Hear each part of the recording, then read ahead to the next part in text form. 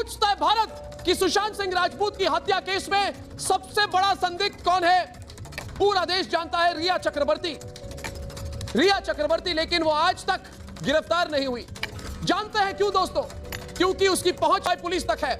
सुशांत सिंह राजपूत की ex manager दिशा सालिल की जब डेथ हुई थी तब कहा जा रहा है कि बहुत सवाल तो नहीं उठे थे, पर जब सुशांत की डेथ हुई तो धीरे धीरे कनेक्शन समझ आने लग गए लोगों को।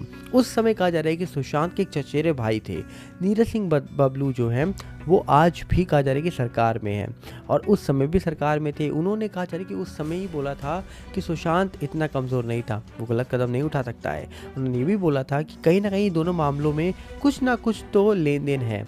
अब कहा जा रहा है कि उनका भी इंटरव्यू लिया गया रिपब्लिक के द्वारा और रिपब्लिक में इंटरव्यू देते हुए उन्होंने कहा, मैंने शुरुआत में ही बोला था मेरे भाई के साथ गलत हुआ है, वो सिंपल मामला नहीं है, उसको ख़त्म किया गया है और अब तो ये भी चीज़ सामने आ गई है कि दिशा के साथ मामला लिंक है। दिशा सुशांत मामला लिंक है। एक बहुत बड़े लॉयर ये बात अगर बोल रहे हैं, सोचिए नीलेश ओझा जी ने ये ऑफिशियली तौर पर बात बोली है कि उनके पास प्रूफ है और दोनों मामले लिंक हैं। नेता का नाम लिया गया, उस शख्स का नाम लिया गया जो सुशांत के साथ सोकॉल गर्लफ्रेंड बन के रहा करती थी, उनके भी नाम लिए जा रहे हैं। अब सवाल ये है कि जब ये सबूत कोर्ट में पेश होंगे तो क्या सही में अब लंका लगने वाली है जिन्होंने कुछ गलत किया होगा 2020 में? बहुत बड़ा सवाल है। लोग कह रहे हैं कि हो सकता है कि अब 5 साल के बाद ये मामला फिर से खुल जाए, पर जल्दी ही कोई फैसला निकल के आए इस पूरे मामले में, उम्मीद तो यही लगाई जा रही है।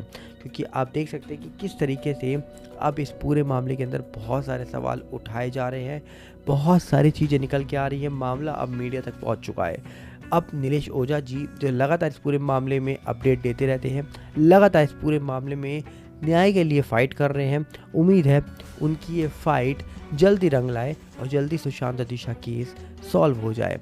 उम्मीद तो यही लगाई जा रही है, पर सुशांत और दिशा केस सिंपल मामला नहीं थे, ये लोग जानते हैं। कैसे सचिन वाजे के आने के बाद दिशा की डेथ हो जाती है, सुशांत की हो जाती है, बाद में पूर्व जो कमिश्नर थे उनके ऊपर सवाल उठते हैं, उनकी जो इंटरव्यू निकल के आते हैं, बाद में कहा जा रहा है कि बहुत सारे घोटालों में नाम आता है, सस्पेंड कर दिया जाता है, पोस्टिंग बदल दी जाती है।